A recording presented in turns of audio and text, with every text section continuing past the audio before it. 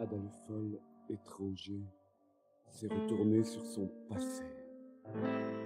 Les choix sont douloureux et l'abandon bien hasardeux, et puis toutes tes réussites n'étancheront jamais ta soif de lumière.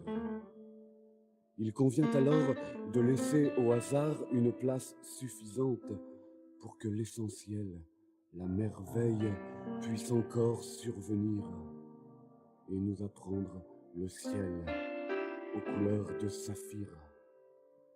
Il était marin sans bateau et puis bateau sans équipage. La poésie n'est pas vendable et la folie irraisonnable.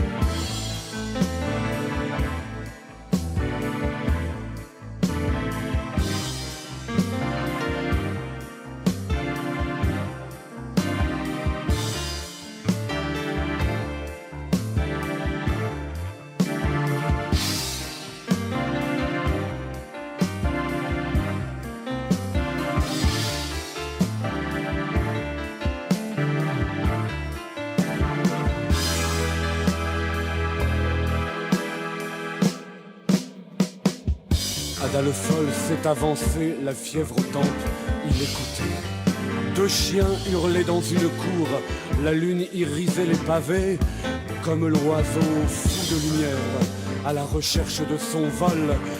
Il se perdait dans un dédale, ne sachant déployer ses ailes. À la frontière de la mort brille une étoile, vers le nord, en ce pays de grands naufrages, où se rassemblent les contraires. Les idées tremblent en mirage et se consument d'étincelles. À trop défendre un cœur de pierre, on se noiera dans la spirale. Adalfol est arrivé aux portes de la cité.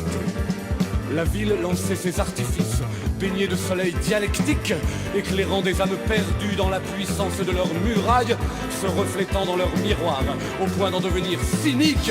Il était nu sur le trottoir, c'était l'homme noir dans les rues. Il ne parlait qu'à des fantômes, dernière image de sa conscience. Son corps se courbait sous l'horreur et sous le poids de sa mémoire. En ce désert d'amitié, la solitude était déjà son allié.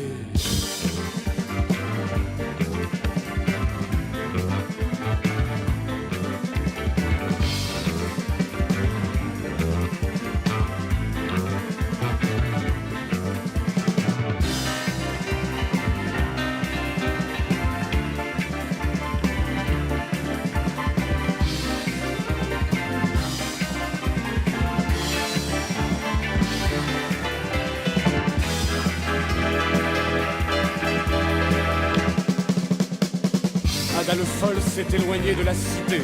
Il crève les yeux de sa conscience et leur glaciale lucidité. Parti en quête d'une muse, il veut se retrouver enfant, vivant le monde dans l'insouciance et le goûtant à pleines dents.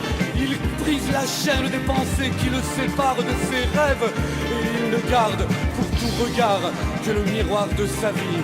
Miroir étrange et polymorphe sur lequel sans s'y attarder, les alouettes se démaquillent et nous dévoilent leurs secrets.